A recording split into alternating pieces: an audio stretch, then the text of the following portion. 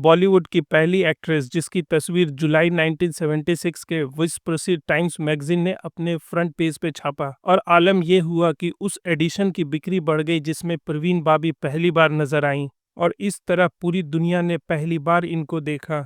Amar Akbar Anthony, नमक हलाल, शान, कालिया, दीवार, सुहाग, ये वो तमाम बॉलीवुड की सुपरहिट फिल्में हैं जिन्होंने बॉक्स ऑफिस पे अपना छाप छोड़ा और दीवार तो आज तक बॉलीवुड की एक कल्ट फिल्मों में से एक है जिनमें ना सिर्फ इनकी खूबसूरती के चर्चे हुए बल्कि इन्होंने अपने अभिनय का भी जोरदार प्रदर्शन किया। इमाम बख्श साहब की शायरी, तेरी सूरत से किसी की नहीं मिलती सूरत, हम जहां में तेरी तस्वीर लिए फिरते हैं, शायद ये परवीन बाबी पे बिल्कुल ही फिट बैठता है।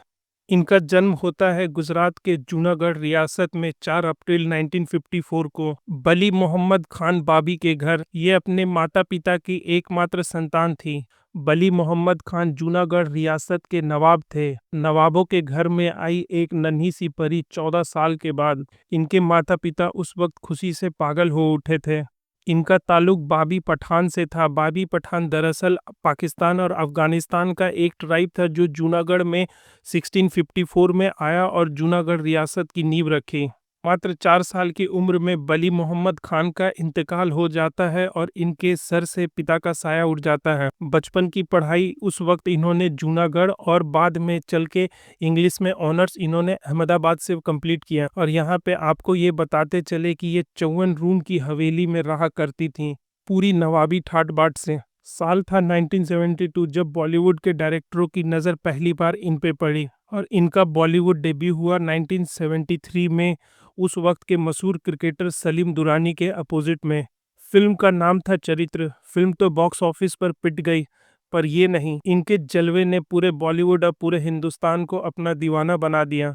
1974 में पहली बार पर्दे पे अमिताभ और परवीन बाबी की जोड़ी आई। फिल्म का नाम था मजबूर। फिल्म बॉक्स ऑफिस पे हिट साबित हुई और फिर क्या था, अमिताभ और इनकी लगातार 8 फिल्में आई जिनमें शामिल है बॉलीवुड की कल्ट फिल्में अमर अकबर एंथोनी, नमक हलाल, शान, कालिया और सबसे महत्वपूर्ण दीवार।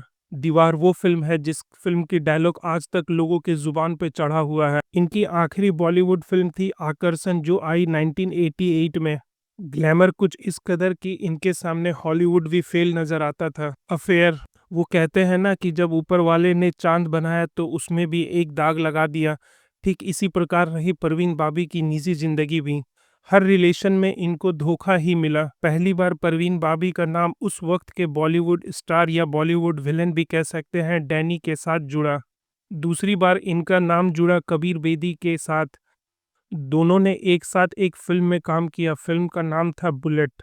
और आपको ये बताते चले कि जिस वक्त इनका और कबीर बेदी का नाम आपस में जुड़ रहा था उस वक्त कबीर बेदी पहले से ही शादीशुदा और 2 बच्चों के बाप भी थे। अब बाद में इनका नाम जुड़ता है उस वक्त के बॉलीवुड में स्ट्रगलिंग डायरेक्टर के तौर पे जाने जाने वाले महेश भट्ट के साथ। किस्मत का खेल देखिए, वो भी पहले से शादीशुदा थे। बॉलीवुड में किस्मत तो इनके साथ चल रही थी पर निजी जिंदगी में किस्मत इनको हर मोड़ पे धोखा दे रही थी। निजी जिंदगी में ये काफ़ी परेशान सी रहती थी। किसी शायर ने कहा है ना, हम क्या जाने दर्द की कीमत, हमें तो सारे दर्द मुफ्त में मिले हैं। शायद ये परवीन बाबी पे बिल्कुल फिट बैठता था। इनको इश्क भी हुआ तो सारे शादीशुदा मर्दों से ही। शायद यही सब वजह रही निजी जिंदगी में परेशान रहने की। बीमारी, इनको पैरानॉइड था, मतलब इनको हर वक्त लगता था कोई इनका जान लेने की कोशिश कर रहा है या कोई इनके जान के पीछे पड़ा हुआ है। और कुछ लोगों के अनुसार से ये बीमारी इनको बचपन से थी और समय के साथ वो धीरे धीरे बढ़ता चला गया। और कुछ लोगों का कहना है कि ये बीमारी इनको बाद में हुई। और कुछ मीडिया रिपोर्ट के अनुसार से बली मोहम्मद खान बाबी को भी ये बीमारी थी। बात दरअसल 1975 में फिल्म दीवार की शूटिंग के दौरान का है जब पहली बार बॉलीवुड को इनकी बीमारी का पता चला। उस शूटिंग के दौरान ये हाथ में चाकू लेके जोर जोर से चिल्लाने लगी और कहने लगी कि कोई इन्हें उसी फिल्म की सेट पे मारना चाहता है। उस फिल्म के सेट पे सारे लोग सदमे में चले गए कि ये क्या हो रहा है और धीरे धीरे ये बीमारी इनकी बढ़ती ही चली गई। बाद में एक इंटरव्यू में इन्होंने अमिताभ बच्चन पे एलिगेशन लगाया कि वो इन्हें मारने की कोशिश कर रहे हैं और इनको उनसे जान का खतरा है। इनकी बीमारी बहुत बढ़ चुकी थी। बाद में चल के इन्होंने क्रिश्चियन धर्म अपना लिया और ये क्रिश्चियन बन गई। ये मुंबई में अपने पेंट हाउस में अकेले रहती थीं। 22 जनवरी 2005 को इनका डेथ हुआ, लेकिन शायद ये पहले ही मर चुकी थीं। अंदर के हादसों पे किसी की नज़र नहीं। हम मर चुके हैं और हमें इसकी खबर नहीं।